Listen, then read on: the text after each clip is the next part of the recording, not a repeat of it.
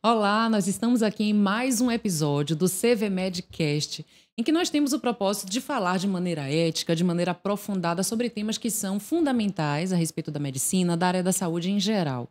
Hoje nós temos aqui alguém que tem por característica ser muito corajoso, tem por característica profissional, em todos os anos de prática da medicina, ser muito ético, e a proposta é que a gente converse justamente sobre isso e o que tem acontecido hoje em dia com as modificações nas relações entre médicos e pacientes e na comunicação de médicos também.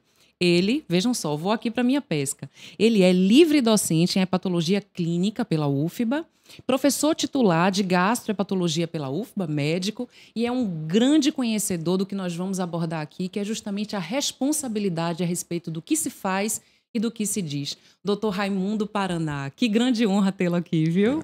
A honra é toda minha, excelente. Depois, sobretudo, de ter lido o seu belo texto, que a mim me tocou muito, publicado recentemente. Então, para mim é uma honra. Eu estou me sentindo em casa, porque Oh. sei que estamos defendendo as mesmas coisas. Isso. E viemos da mesma casa, não é isso? E Da viemos Universidade Federal da Bahia, na Faculdade de da Medicina. minha Universidade Federal da Bahia, como eu chamo, com todos os problemas que a gente enfrenta e tem que enfrentar mesmo e tem que reconhecer para enfrentá-los, mas é a casa altiva da ciência na Bahia, da ciência médica, juntamente com a Fiocruz, da ciência e outros setores também, a parte de química, física. A UFBA tem grandes pesquisadores e grandes professores.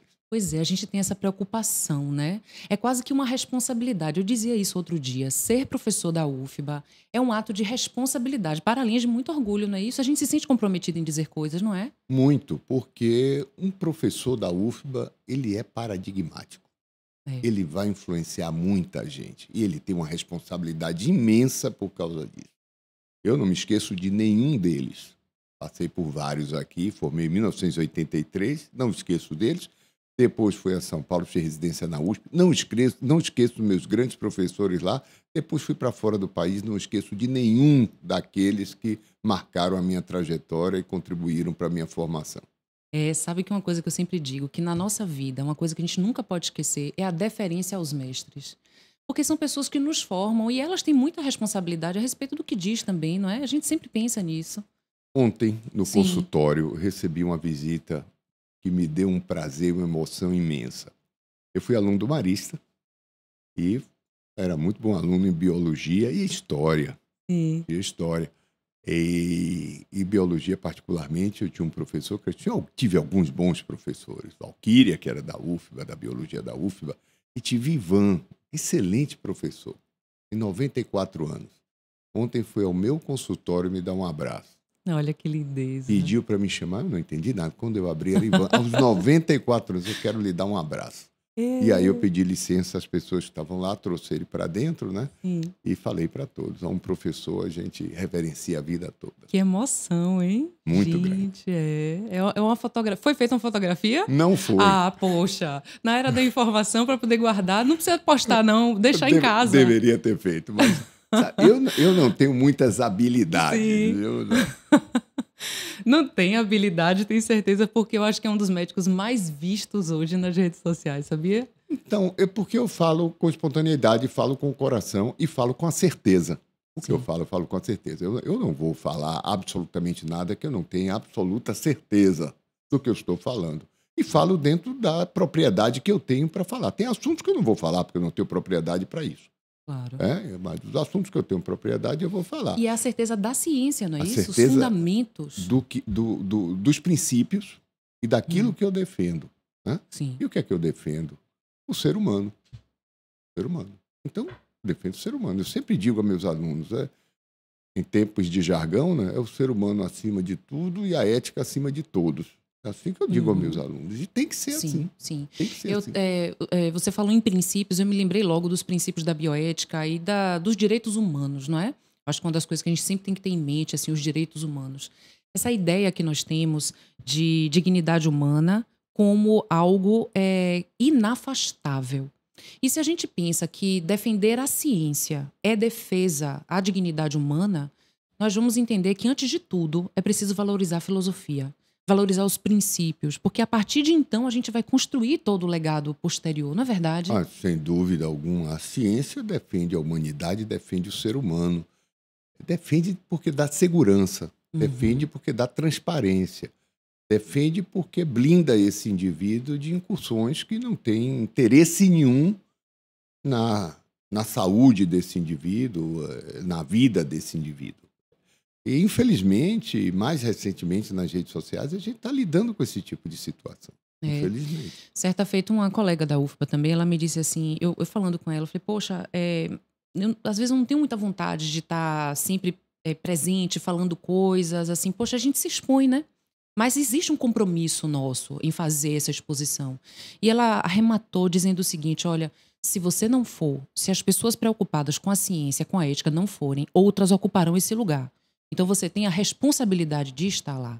Então isso eu achei muito interessante. Mas sem dúvida, Camila, olha, eu entrei na rede social em 2021, muito tarde, né?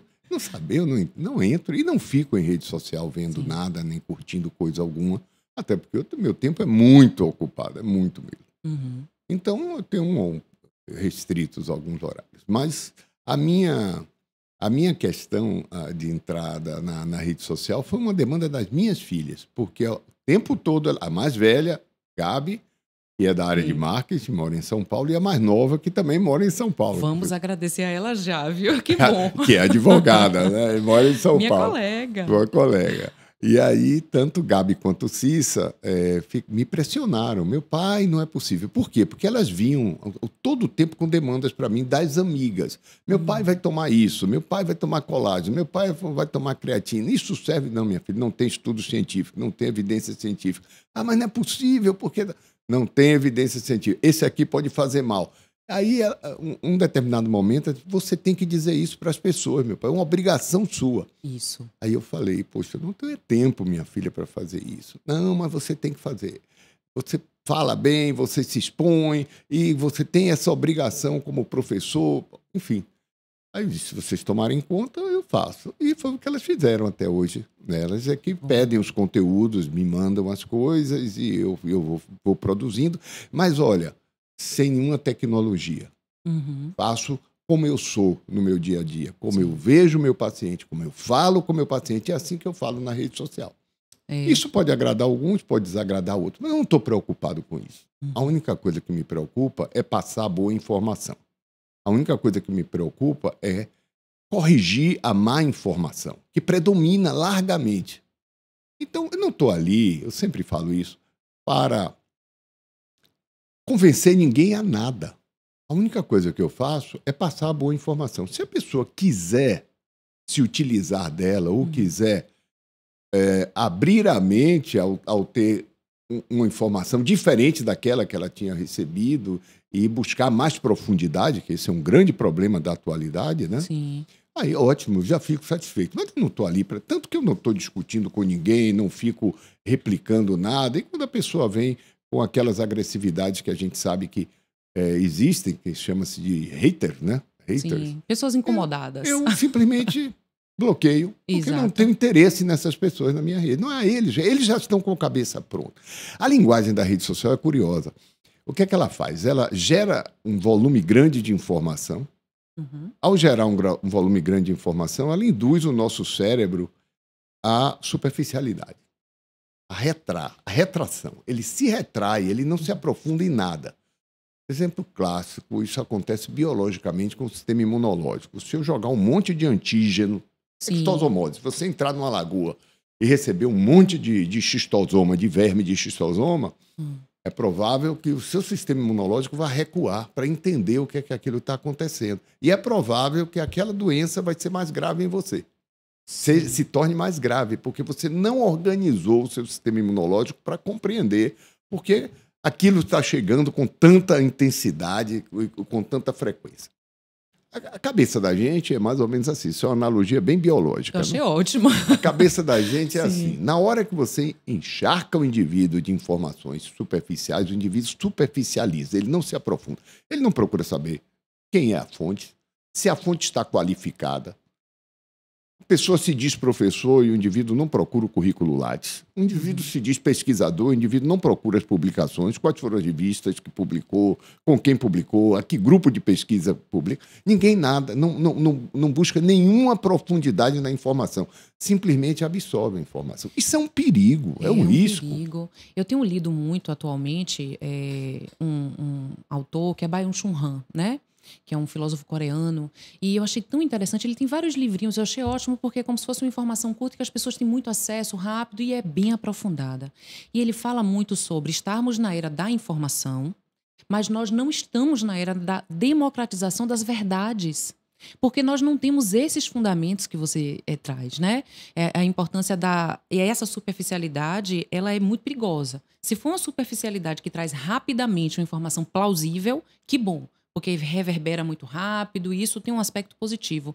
Mas nem sempre as pessoas estão compromissadas quando pensam no conteúdo. Em rede social, por incrível que pareça, o descompromisso é mais forte do que o compromisso até este momento. Mas há uma reação. Eu já percebo uma reação. Sim. Agora, hoje em dia, a gente fala muito em liberdade de expressão, rede social. Eu tenho uma noção diferente de liberdade de expressão, até porque vivi num país que não tinha liberdade de expressão. E fiz meu curso numa época que não havia liberdade de expressão. Então, eu sei exatamente o que é liberdade de expressão e sei valorizar a liberdade de expressão. Mas o que tem ali não tem nada a ver com liberdade de expressão. É uma outra coisa, totalmente uma deturpação. diferente. Totalmente. É uma deturpação. Mas o que me chama a atenção é a maneira como as pessoas hoje se utilizam de técnicas específicas para comunicação em massa. Crie lados. Essa é a questão. Por quê? É não deixar o ser humano raciocinar. Se você cria lados, você vai ter um indivíduo que vai defender um lado e vai odiar o outro e vice-versa. E aí você obedece ao general. Você deixou de ser um ser humano e você vai ser um robô. Programado, não vai fazer nenhuma reflexão, você não vai se aprofundar em mais nada. Bom, se você for, leia um livro, eu estou relendo esse livro, Berlim, 1919-1933, sobre a República de Weimar. Se você for entender o modelo de comunicação do nazifascismo na época, era muito parecido. Ou você era de um lado ou era do outro. Você era contra os judeus ou a favor dos judeus. Então, eram os lados que você criava o tempo todo. E aí, o número de fakes, de notícias falsas que eram lançadas diariamente por um mecanismo que é muito mais na imprensa formal, né? Naquela época, claro, não existia esse nível de comunicação, era o rádio e a imprensa formal, uma coisa absurda. E você transformou a Alemanha, o país mais desenvolvido intelectualmente da Europa, na época, naquilo que se transformou o nazismo. Você conseguiu fazer isso. Então, assim, eu tenho muito medo disso, porque como a humanidade anda em círculos, isso está batendo na nossa porta. E a rede social tem ajudado. Tem. Eu acho que é por isso que a gente precisa sempre partir do seguinte pressuposto. Voltar às nossas origens, no sentido de respeitar aquilo que nos é fundamental. Eu acho que eu falei um pouco sobre isso, né, no artigo que você mencionou no início. Voltar às nossas origens, os nossos porquês, para que a gente faça esse ato mesmo de relembrar por que é que estamos ali. Aí, falando da medicina, eu falo muito isso na faculdade. O que é que te move? O que te moveu quando você veio fazer medicina? Qual é a admiração que você tem em relação à medicina? Quando você fecha os olhos e se pensa atendendo um paciente, o que você pretende dizer? O que você espera que ele tenha como expectativa a respeito de você? E aí, geralmente, vem coisas muito bonitas. Mas, infelizmente, por vezes, ao longo do tempo, no curso, ou depois que se formam, talvez pelo receio de concorrência, que eu já disse várias vezes, concorrência não existe. Aí é outra história, é outra conversa que a gente vai ter. Talvez por esse receio, eles começam a ir por esses caminhos que parecem um pouco mais fáceis, porque são de deturpação da informação, mas são muito poucos, viu? Nossos estudantes, eles são muito preocupados, mas acabam caminhando por isso. E aí eu queria que a gente falasse um pouco sobre esse retorno das origens e até você pudesse dizer assim, nas primeiras vezes que atendeu seus pacientes em sua vida profissional, quais foram as suas preocupações e até hoje, o que perdura? Ou seja, passe o tempo que passar, o que é importante, independentemente da época, para que se mantenha uma relação entre médicos e pacientes empática e respeitosa? Bom, você tocou inicialmente num ponto que eu vou. Minha introdução vai ser a partir daí. Hum. Quando nós falamos hoje na questão da carreira médica, eu vejo que há uma dissociação total.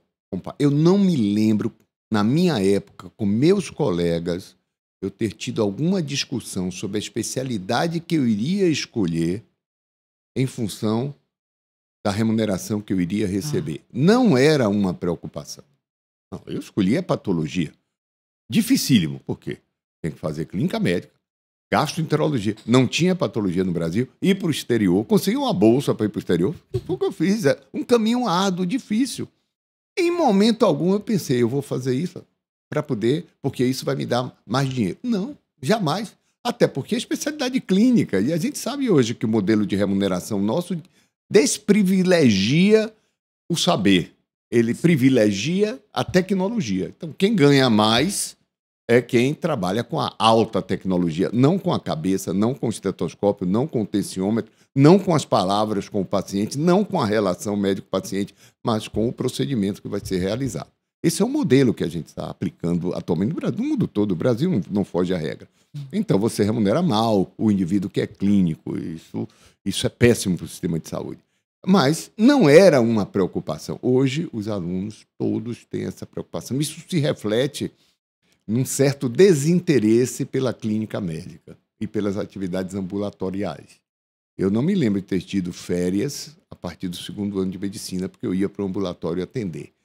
A satisfação que eu tinha no atendimento dos pacientes era algo espetacular, mas algo me marcou naquela época. Naquela época, Camila, Sim. algo que me marcou e me marcou para sempre foi o paciente chegar com um cartãozinho do Hospital das Clínicas com um carimbo vermelho indigente. Nossa. Olha, não há maneira de desqualificar e de humilhar o ser humano mais perversa do que essa. Quer dizer, ele é um cidadão, é um ser humano. Nasceu no Brasil, mas o Estado, na época, não era provedor de saúde. Então, esse indivíduo chegava lá, a gente acolhia, e acolhia com um coração imenso, entendia todas as suas dores. O Brasil daquela época é muito pior do que o Brasil de hoje, né? Eu vi coisas assim absurdas. Atualmente não tem um estudante de medicina que veja o que é um kwashiorkor ou um marasmo, que são graus altíssimos de desnutrição. O Jeca Tatu, aquela criança que era totalmente infestada por verminoses, com a barriga grande, as perninhas finas, etc. Aquilo era comum. Era comum. Salvador, a periferia de Salvador não tinha luz em várias áreas e o fogão era lenha. Né? As pessoas chegavam com as mãos queimadas porque tinham que acender fogo, etc. Então era essa a situação daquela época. E aqueles pacientes saíam, andavam, vinham do subúrbio ferroviário, vinham do interior para ter um atendimento no UPS e era chamado de indigente. Não eram indigentes, né? Claro que não. O Estado que era negligente. Exatamente. Era o Estado que era negligente. Então aquilo me marcou e eu disse, isso não pode continuar assim. E, felizmente, minha geração foi uma geração que lutou pelo SUS. Grande SUS. Minha geração lutou por muitas coisas e eu tenho uma história disso daí, mas não cabe aqui. Mas voltando à questão médico-paciente, que é fundamental você estabelecer uma boa relação médico-paciente. Eu ouvi isso de todos os meus bons professores. Não vou citá-los aqui porque eu corro o risco de esquecer algum. Mas todos eles me ensinaram isso. Impressionante. E eu aprendi isso aonde? Lá no Hospital das Clínicas. Com quem? Com aquele que o Estado chamava de indigente. Humilhava dessa forma. Com o SUS isso acabou. Agora, os estudantes atuais precisam resgatar isso.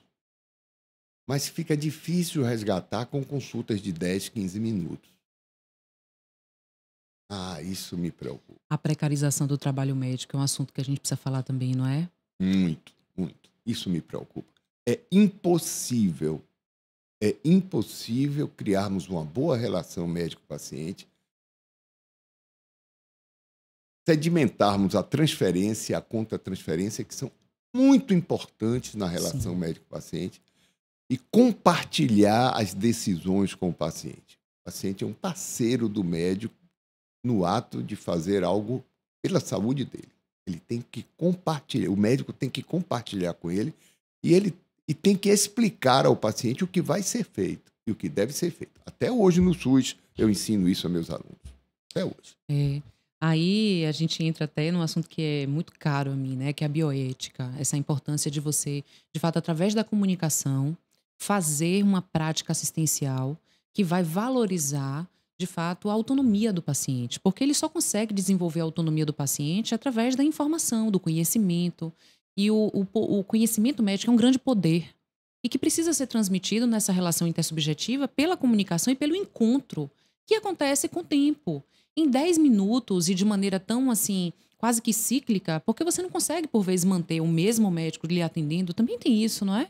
Certeza. O modelo brasileiro hoje é fragmentado, né? Por mais que a gente tente criar o programa de saúde da família, que minimizaria muito esse problema, a assistência básica à saúde, a gente lida com duas situações. A gente não prepara um profissional para assistência básica quando ele sai da faculdade, e principalmente das faculdades privadas. Negócio horroroso. Então, não os prepara para isso. É o ponto mais importante, ele é a base dessa pirâmide, uma base que é de areia e o corpo da pirâmide é de pedra. Ela não se sustenta nunca. E não temos carreira de médico no SUS, porque a carreira de médico dá pertencimento, como você tem no judiciário. Então, um juiz, quando entra, ele vai para Xorroxó, depois ele vai para uma outra cidade, ele vai ser avaliado, pode chegar até desembargador. No médico, não. Ele termina graduado. E aí eu posso dizer com muita preocupação que o Brasil hoje gradua, mas não forma. Formar é diferente de graduar. Tem que mudar até o nome das festas de formatura para graduatura, porque a maioria ali não está formado. A formação médica passa por uma série de conceitos e habilidades que esses indivíduos não conseguiram no curso médico. Não conseguiram. Isso é um grande problema. Um problema. Mas o que ocorre?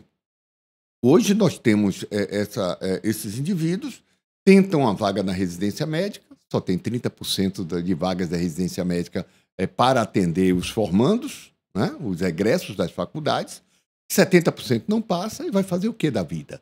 Vai trabalhar no SUS, sem ter a formação completa e sem ter pertencimento para que o próprio SUS possa fazer um programa de educação continuada, entendendo quais são as lacunas desse indivíduo, onde eu posso. Não adianta, porque são equipes voláteis. Ele está ali não porque ele quer uma carreira, ele está ali porque ele não teve outra oportunidade, então ele entra, ele vai ali remunerar bem, ele vai ganhar um dinheirinho bom naquele momento, mas se ele tentar a residência e passar, ele vai embora. Se ele for chamado para um outro emprego, ele vai embora. É volátil, sem pertencimento, e sem pertencimento não há planejamento que resista. Essa palavra pertencimento, eu vou usar até para a gente pensar de novo na relação médico-paciente, e tem uma coisa que eu acho muito bonita quando a gente diz assim, o paciente menciona, este é meu médico. Quando ele diz meu médico, ele está trazendo essa noção de pertencimento no âmbito da subjetividade. Ele é meu médico, é como se fosse aquela propriedade afetiva, né? E aí você diz, não, este é meu paciente. O que é importante nesse vínculo? E como é que são essas vivências no consultório ou nos hospitais, desse pertencimento bonito que é da relação entre médico e paciente? É um universo incrível, porque ele não se repete. Claro, eu sempre digo aos meus alunos, nunca coisifique um ser humano. Nunca. Cada ser humano é uma situação diferente. E é óbvio que a relação médico-paciente vai entrar num universo diferente, cada um que senta à nossa frente. É impressionante. E, com o tempo, a experiência vai mostrando as necessidades, vai mostrando os caminhos, a maneira de abordar e vai mostrando exatamente a percepção do que aquele paciente está precisando naquele momento.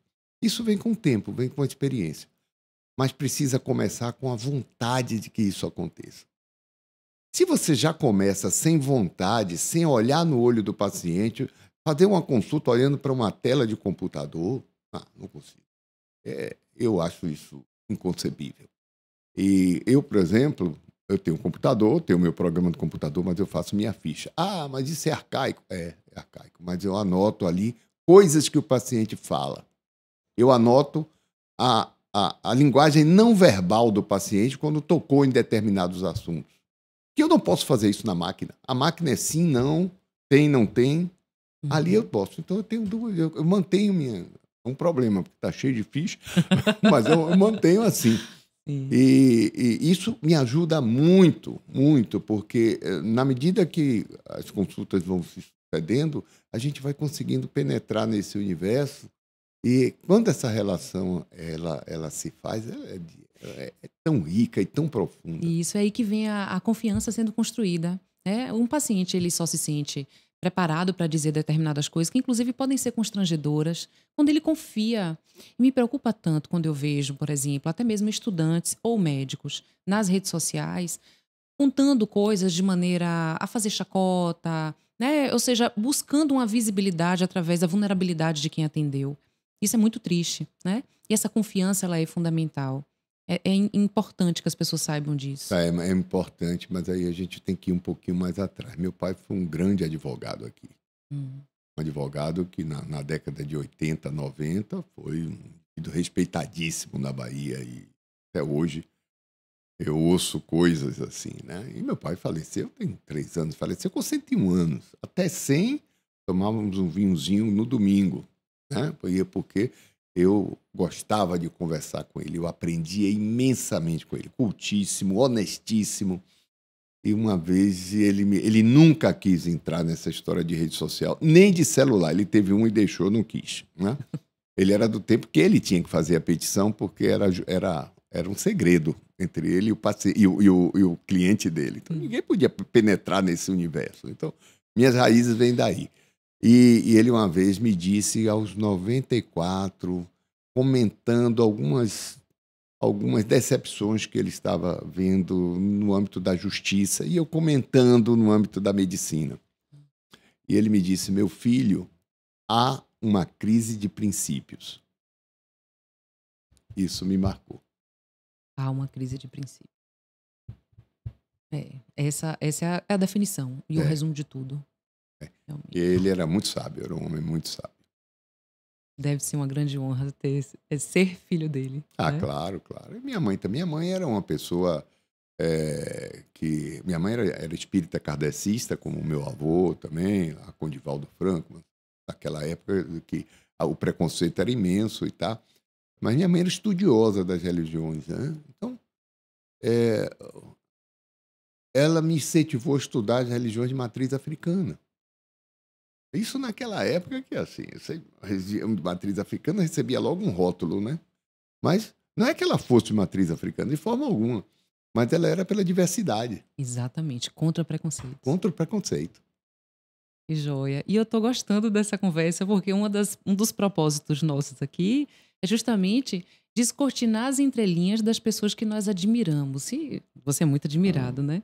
A gente quer saber de você, justamente isso. Que joia. Sabemos dessa origem maravilhosa. Conte aí um pouquinho mais. Não, assim, minha família, meu pai foi de uma origem de classe média baixa. Meu pai tem uma história muito bonita, estudou em colégio público, morava em Santo Antônio, além do Carmo. E meu pai teve um sucesso na carreira dele. Eu tô curiosa para saber sobre esse sucesso, viu?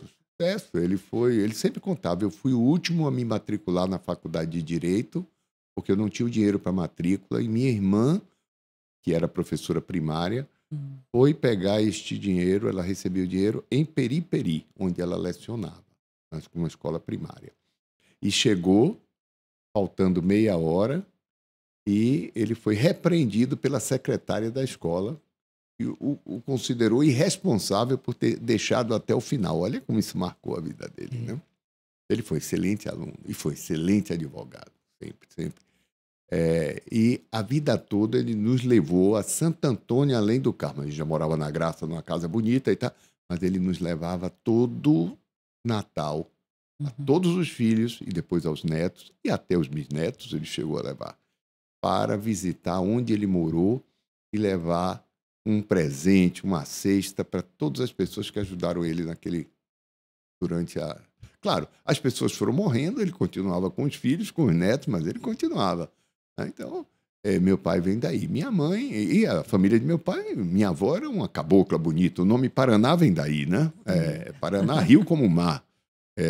Provavelmente eu tenho um ancestral herói na independência do Brasil, que foi o 2 de julho. A verdadeira independência do Brasil foi 2 de julho, não foi 7 de setembro. Esse é um dos fakes que a gente tem na nossa história, né? E por que a gente ganhou a guerra? Por causa dos caboclos e dos negros, né? Mas a gente precisou botar lá no Ipiranga para poder apagar a imagem dessas pessoas.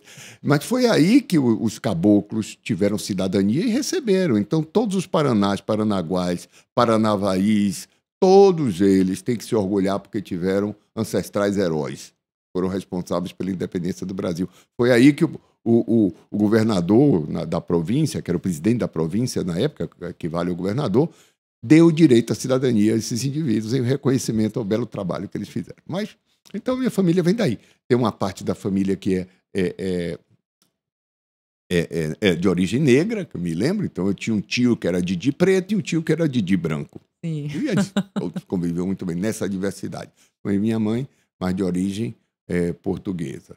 E minha mãe era uma pessoa inteligentíssima, falava muito bem, e ela se dedicou a estudar religiões. Falando assim até de religiões e pensando na medicina, uma coisa que me impressiona muito é a maneira como nós ainda replicamos, até no juramento hipocrático, a deferência a todos os deuses da medicina, né? Essa ideia politeísta que a gente vê também, né, nas religiosidades de matrizes africanas e tal, isso é muito bonito.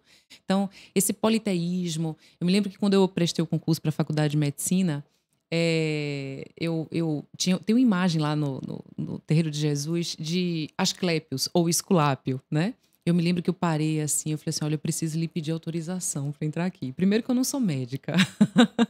Segundo que esse é um lugar de deuses. E aí, se a gente pensa até na relação médico-paciente como uma estrutura em que os pacientes eles endeusam sim os médicos um pouco, o médico é que tem que ter certeza de que ele não é Deus, para que ele não acredite nisso. Mas o paciente ele faz esse movimento. E nós sabemos da responsabilidade dos médicos em relação àquilo que eles dizem, em consultório, nas redes sociais, onde quer que seja, porque isso vai fluir de maneira positiva ou negativa, né? Então veja a história que foi do pai e tal, e a história que também deve fazer em relação aos pacientes e aos alunos, né? Sim, sem dúvida. E na docência, como é que isso funciona? Da mesma maneira, né? Quando é princípio, funciona em tudo. Né?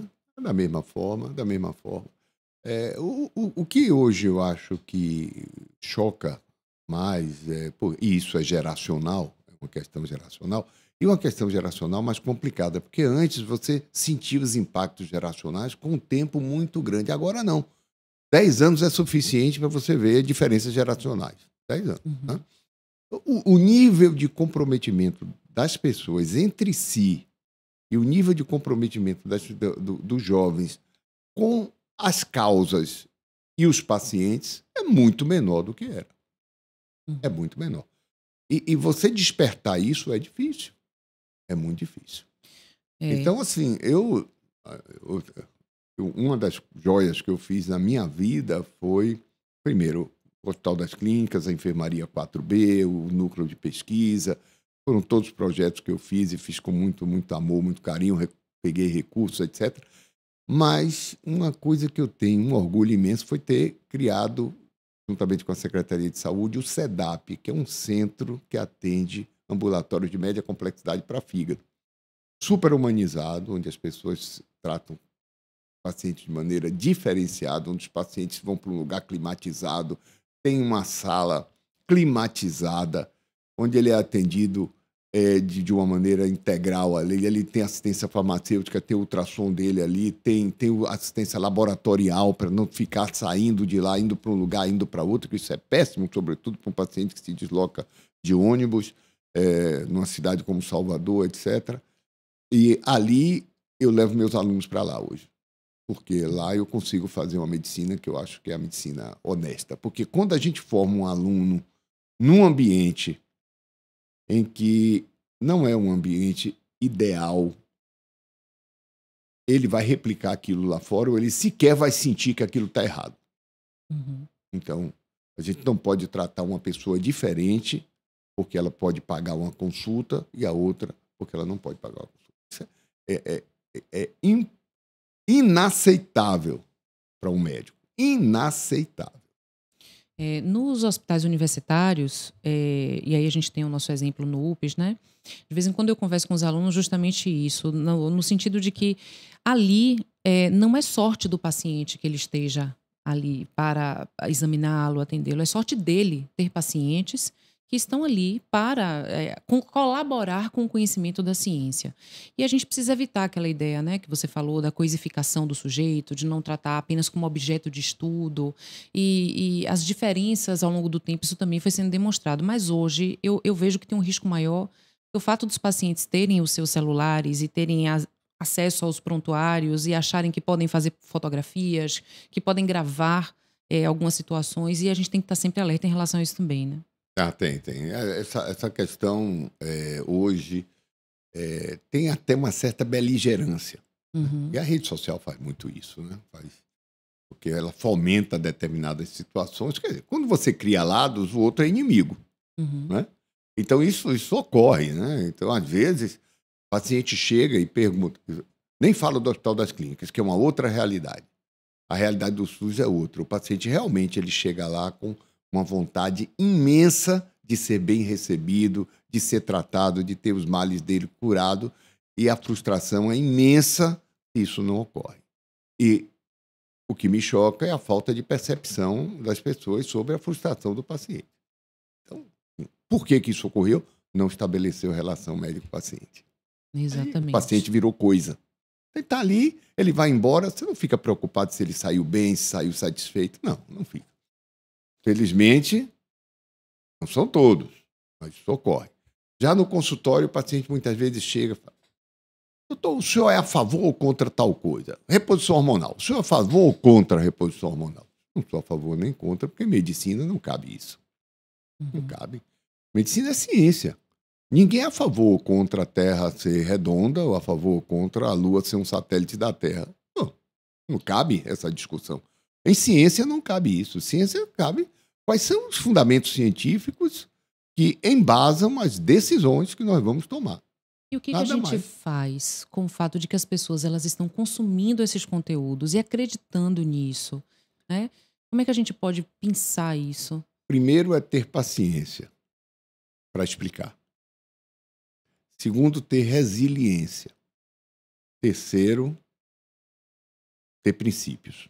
Não mudar. Olha, na época da pandemia, eu sofri porque, num primeiro momento, ninguém sabia como tratar, então todo mundo tratava daquele jeito até então. Mas lá para agosto, setembro, eu estava conectado com 2 grandes grupos internacionais, um nos Estados Unidos, outro na França. E os primeiros trabalhos começaram a sair, e a gente já sabia o que funcionava e o que não funcionava. E algumas pessoas mantinham o fomento àquilo que a gente sabia que não só não funcionava, como maleficiava. E o paciente ia para o consultório e ele queria consumir isso, que é o que estava na rede social. E eu dizia: não, isso não vai lhe trazer benefício, não é fútil, isso é danoso, é perigoso. E, com isso, o paciente saía e ia para o consultório de alguém que, mesmo sabendo que aquilo não funcionava, prescrevia para manter o paciente. Então, assim, claro, tem todos nós que optamos por uma situação de transparência, nós vamos ter as nossas dores, mas não pode abdicar disso. Pois é, mas deve ser difícil receber em consultório um paciente que ele está vivendo aquela frustração de ter acreditado em algo que viu que não deu certo ou que lhe adoeceu. Como é que é essa conversa com esse paciente? Até mesmo para dizer: olha, isso aqui não está funcionando. Olha, é muito difícil hoje, porque esse paciente, primeiro, ele chega com o Dr. Google, já com uma série de informações e já com uma ideação do da doença dele, que muitas vezes é totalmente equivocada. Ele chega influenciado pelas redes sociais para usar uma série de coisas que a gente sabe que não funcionam e que é um comércio bilionário que está por aí sem regulação nenhuma, não tem regulatório, vendendo coisas como remédio que não são remédios, né? Com regulatório de suplemento, que você não precisa apresentar estudos para comprovar eficácia e segurança. Ele chega com essa... E chega agora com algo mais complexo ainda, que é o IA. Sim. Ah, É a muito novidade. complexo. Muito complexo. Ele já chega com o diagnóstico dele pré-concebido e pedindo o que é que ele quer usar, né? Então, é preciso conversar.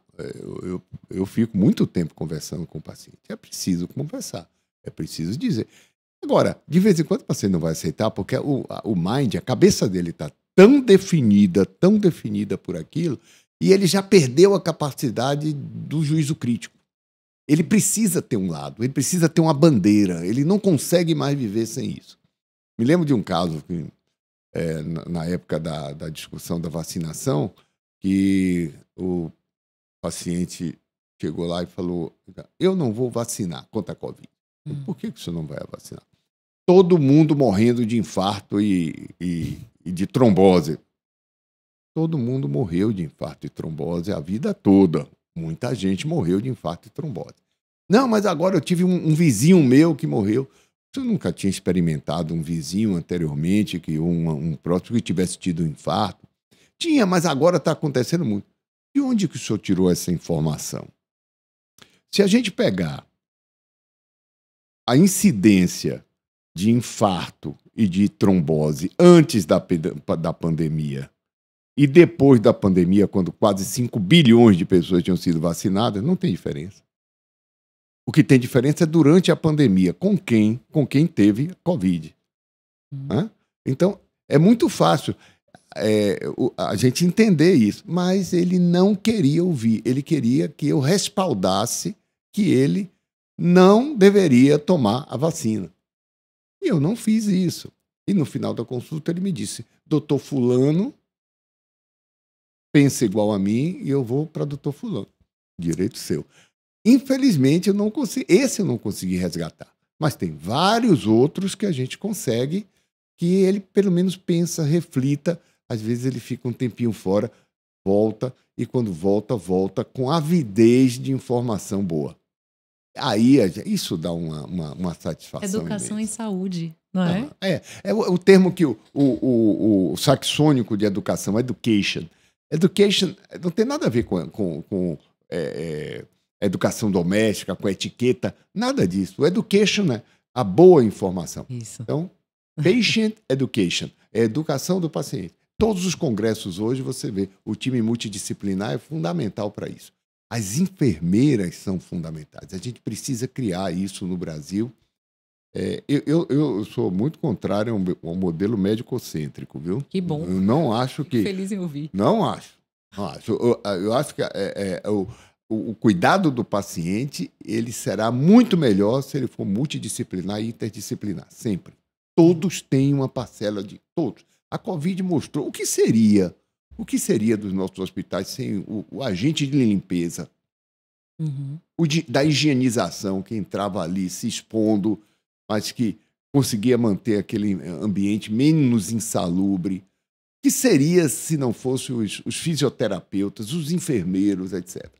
Então, assim, no Brasil, obviamente, porque sempre foi um acesso muito elitizado ao ensino superior, então a gente cria esse endeusamento da equipe médico-cêntrica, mas não. Eu acho que, no contexto da multidisciplinaridade, a educação médica, a enfermeira faz um papel fantástico. A nutricionista também, o nutricionista. Isso. Eles têm um papel fantástico. Precisam ser muito bem formados e precisam ter o acolhimento necessário para trabalhar em equipe. E esse momento da informação, parando até para pensar na sua especialidade, que é patologia, e nesse momento em que a gente vê muita automedicação ou prescrições extremamente errôneas, obviamente, nos diversos lugares, redes sociais e inteligência artificial, para uso de chás, suplementos e tal. Então, você tem percebido um aumento de pacientes provenientes desses maus usos? Mas é exponencial, não sou só eu, não. Todos os grupos de médicos, cardiologistas e patologistas, não tem dia que não apareça um absurdo. Um paciente que adoeceu por se expor a um desses absurdos. Na verdade, isso não começou agora. Isso começou lá atrás, quando chegou a internet. No início do século. Aí, rapidamente, as coisas desvirtuaram e passamos a ter uma propaganda com uma visão mais de científica, mas que é pseudociência, né? É a Primeiro eram pseudociência. muitos chás, primeiro. Tem a era do chá, não Muito. teve? Eu me lembro da época do Cogumelo do Sol. Cogumelo do Sol era um espetáculo. Todas as televisões, né? Cogumelo do Sol na internet. Todo mundo comprou Cogumelo do Sol porque ele impedia o câncer, ele tratava câncer. Ninguém mais fala em Cogumelo do Sol. Quantas pessoas enriqueceram vendendo? Aí saiu do Cogumelo do Sol, veio para alcachofa. A alcachofa desintoxicava o fígado, né? Saiu da alcachofa, foi para aloe vera. Aloe vera era um espetáculo, né? E foi proibida porque é tóxica, muito tóxica, inclusive mortes associadas e tal. Sai da aloe vera, vai para o noni. A mesma coisa, proibido, toxicidade, mas vendeu um bocado. Sai, vai para garcinha, proibido rapidamente por toxicidade, né? Aí vem hibisco. Durante 3 anos, tudo era hibisco. Hibisco é espetacular, antioxidante, é isso. Agora ninguém mais fala em hibisco. Agora é a vez da cúrcuma. Sim. A cúrcuma é tóxico, Os né? shots. As pessoas não são Os shots matinais. É uma coisa impressionante. E assim, os shots são de uma criatividade, que cada um tem o seu pó de pirim-pim-pim, né? Então, um shot é com gengibre, o outro é com não sei o quê, o outro tem que botar o vinagre de não sei o quê. Uma loucura. É uma loucura, é uma terra de ninguém. Mas a cúrcuma já está caindo. Agora quem está subindo é a ashwagandha. Não ouvi falar ainda não, A ashwagandha está na moda agora. Eu já tive uns 5 pacientes com toxicidade, porque ele é muito tóxico, tem 32 princípios ativos, é da medicina ayurvédica, então ainda tem essa aura de benefício da medicina tradicional indiana, que todos nós sabemos, quem vai à literatura médica de fato, que a medicina tradicional chinesa e indiana adoece muita gente, né? Adoece muita gente. É preciso entender o contexto da medicina tradicional. Esse país, se o Brasil, com 200 milhões de habitantes, não consegue botar médico nas áreas mais remotas, você imagine um país com 1 bilhão e 300, 1 bilhão e 500 milhões de habitantes, com montanhas altíssimas. Ora, há um conforto para qualquer governo permitir que o indivíduo se sinta tratado de alguma forma, né? Basta, mas vai estudar quem tem acesso à medicina de fato e quem tem acesso à medicina tradicional, qual é o delta de sobrevida, qual é a expectativa de vida de um e de outro. Basta isso. Eu fico imaginando assim, esse tempo passando. Daí as pessoas monetizam. Aí pegaram essa história lá da ashwagandha, que é muito usada lá na Índia, né? Com a cúrcuma também, trouxeram para cá e já transformaram em remédio, sem ter um estudo científico que demonstre eficácia e segurança. O tamanho da indústria farmacêutica, eu acho que já superou a bélica há um bom tempo, será? A indústria farmacêutica, sim, mas a indústria que mais cresce hoje é a de suplementos. É a que mais cresce exponencialmente. A indústria de vitaminas, por exemplo, nos Estados Unidos, que tem uma outra legislação diferente, a gente importa de lá um modelo que não cabe no Brasil, porque lá eles têm o over-the-counter, que é o que está fora do balcão é responsabilidade sua. E se você adoeceu porque você consumiu uma coisa que o FDA não validou, você vai se entender com o seu plano de saúde, com o seu médico ou com o vendedor. Então o mercado se regula nisso, né? Sim. É um over-the-counter, se o indivíduo comprou lá uma cúrcuma dessa e adoeceu, e na cláusula do plano de saúde dele está lá escrito que medicação off-label, medicações que não são validadas, não tem cobertura, e ele teve um efeito tóxico, ele não vai ter cobertura, não vai ter nenhum juiz que vai dizer que ele tinha uma cláusula leonina na hora que ele assinou, que era uma cláusula abusiva. Se ele assinou, ele assinou. Aqui nós somos muito vulneráveis. A gente tem uma proteção grande, né, para o consumidor. A nossa legislação ela é muito rica, que bom. E o nosso governo, temos o SUS, que cuida de todas as pessoas. E a gente sabe que essa responsabilização pela informação e pela educação da informação também é nossa, da docência, do governo, mas também das pessoas que falam, né? E elas precisam se responsabilizar também. Mas, pois é... Sem dúvida, mas só um adendo. Claro. Olha que situação é a do Brasil. Enquanto lá ocorre isso, na Europa é muito menos, porque o modelo de saúde é outro. Muito menos. Tem muito menos isso. Mas aqui a gente abriu em 2012 o primeiro ambulatório do Brasil de toxicidade por ervas e suplementos, do SUS, que é lá no Hospital das Clínicas. Foi o primeiro. Participamos de um consórcio internacional que tem 20 e poucas publicações no tema. Foi quando a gente começou a denunciar isso. E depois, com a faculdade de farmácia, quando o paciente adoece tomando um suplemento, a gente leva o suplemento ou um chip desses aí para a faculdade de farmácia para ver o que é que tem lá dentro. Olha, a adulteração é frequente, é muito frequente. Então, a adulteração não é um problema do metanol com a bebida, não. É um problema de uma indústria que cresce, que fatura. Para se ter uma ideia, nos Estados Unidos, a indústria de vitaminas, 99 bilhões de dólares, a de suplemento, 700 bilhões de dólares, está indo para muito mais do que isso. Né? E assim, a gente fica numa situação difícil, porque os pacientes adoecem. Quando os pacientes adoecem, se ele não tem um plano de saúde, ele vai para o SUS. Quem paga? É o SUS, que já é subfinanciado.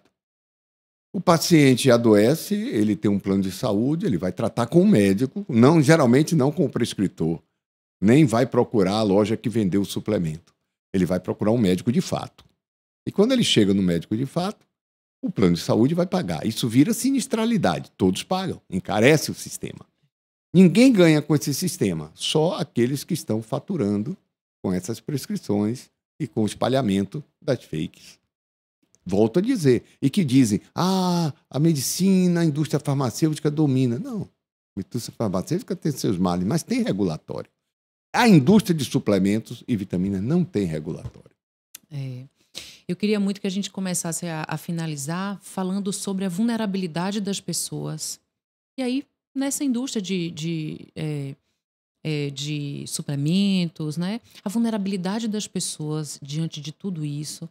Como é que é para você receber essas pessoas lá e o que elas dizem em geral? O que elas têm vivido? Cada um tem uma história diferente. Eu já vi de tudo, mas a gente pode separar tranquilamente os dois universos, porque o Brasil é um país de dois universos. Né? Sim. Nós somos um país de ato social, embora tenhamos melhorado muito em ato social. O paciente do SUS é totalmente diferente do paciente da clínica privada. O paciente do SUS, ele... É importante lembrar isso, que nossos avós usavam muitas ervas. Por quê? Porque no Brasil não havia acesso à saúde. Eram pouquíssimos médicos no Brasil. O interior não tinha acesso à saúde. Então, era uma época que um brasileiro de classe baixa não passava de 45 anos. Nós chegamos em 1983, 84, com expectativa de vida de 57 anos no Brasil. Hoje estamos 77, igualzinho aos Estados Unidos. Mas era assim que as coisas funcionavam. As pessoas não tinham acesso. Então, era a erva, a erva da vizinha, era a rezadeira que passava a erva. Então, na nossa cultura, isso ficou importante, porque não havia acesso à saúde. Então, isso, do ponto de vista cultural, as pessoas absorvem bem. Era a história do chá de limão para tratar a gripe. Ora, você vai curar de uma gripe 99% das vezes. Se você tomar um chá de limão, como nossos avós diziam, com um dente de alho, você vai curar a sua gripe. Se não tomar, vai curar. Mas se você tomou, você acha que foi o chá que ele curou. Né? Então, é mais ou menos assim que funciona. Então, tem esse apelo. O apelo do mágico, do herbário, do natural que não faz mal, existe na nossa cultura. E é muito explorado com fins, agora, de monetização, de ganhar dinheiro. Né? Você percebeu o número de lojas e de pontos de venda de produtos naturais e suplementos alimentares, você vai ver que isso se tornou um grande negócio, uma indústria bilionária, né? E que domina a rede social e não tem regulação. Quando eu digo que tal coisa dessas aí funciona, eu não tenho que mostrar que funciona, eu só digo que funciona porque ele está no nosso regulatório comercializado como suplemento. Então é um alimento, não é um remédio, mas ele vende como remédio, prometendo desfechos de remédio, o que não pode ser. Tem que resolver isso. Do outro lado, é uma outra situação. É o estereótipo criado na rede social que todo mundo tem que ser uma coisa só. Em outras palavras, a casca é mais importante que o conteúdo. O que importa é estar magrinho, com aquele perfil, dando uma risadinha no seu Instagram. Né? O que importa é isso. O que está se passando por dentro não importa muito. As emoções também não importam. Né? A saúde não importa. Então, o indivíduo... Alguns sabem quem estão entregando a saúde. Eu vi há pouco tempo uma senhora que tinha ela tem uma história familiar rica em AVC e e infarto, que foi prescrito para ela testosterona. Eu disse, olha, primeiro, não tem indicação de testosterona em mulher, salvo em raríssimas situações. Em homem também não tem, só em raras situações. Mas a senhora tem a senhora tem uma síndrome metabólica, tem um histórico familiar rico. A senhora perdeu seu peso, ganhou sua massa muscular, está se sentindo disposta, mas a senhora sabe que está entregando, vai pagar um preço. Eu estou disposta. Ela me disse, eu estou disposta. Então, eu ouço esse tipo de coisa. Como ouço também pacientes que adoeceram e chegam lá e se envergonham e me dizem, doutor, mas como é que eu caí nessa? Eu disse, olha, não se culpe. Isso é como o estupro. Você não culpa a vítima do estupro. É o estuprador que é o culpado. Então, as pessoas carregam assim, como eu fui tão ingênua, como eu caí nisso, como há pouco tempo eu tive uma paciente, advogada, que ficou internada, grave, etc, etc. Fez um monte dessas coisas aí, e a sensação de culpa, já não bastasse as dores todas que ela passou, as incertezas, ela carregava consigo uma sensação de culpa imensa por ela ser uma pessoa de nível superior, advogada, e ter caído nisso. Então, esse é um outro. E o outro é a pessoa que é totalmente desinformada e que, quando entra em contato com a informação, fica chocada. Com a boa informação, fica chocada. Ela precisa de um tempo para se reorganizar o mind e, às vezes, ela volta depois já dizendo, doutor, pensei melhor, realmente eu vi, eu comecei a procurar e tal. Então, cada pessoa, aquilo que a gente falou no início, cada pessoa é diferente. Eu quero fechar fazendo uma pergunta que eu acho que é desafiadora. Qual é o preço que se paga por ser um médico ético? Ah, sim. Porque também tem um preço. Muito, muito, muito. Ser um médico ético tem um preço, mas quando o médico é ético e ele reverbera a ética, aí o preço é muito maior. É claro que as pessoas... o que eu falo incomoda. Imagina quem está ganhando milhões, quem tinha uma remuneração mediana e, de repente, ficou milionário. Né? Imagina como minha fala deve contrariá-los. É lógico que, na hora que você contraria interesses, existem respostas, né? Mas, de uma forma ou de outra, quando a gente tem certeza do que faz, e faz com transparência, faz com tranquilidade, etc, etc. Mas é óbvio que existem, sim, ameaças. Eu recebo ameaças até no Instagram, de vez em quando. Acontece. Eu simplesmente ignoro e bloqueio. Como eu lhe disse, eu não tenho interesse em convencer ninguém. Meu interesse é trazer a boa informação. Exato. Então vale a pena. E não vou debater com ninguém que não debata a ciência. E mesmo assim na minha área, porque é a área que eu posso debater. Isso. Eu vejo que eu estou diante de um grande educador. Não é? Vale sim muito a pena ser ético, vale sim muito a pena estar nas redes, ou no consultório, na sala de aula, nos congressos, mostrando o que é certo, trazendo conteúdo científico, verdadeiro.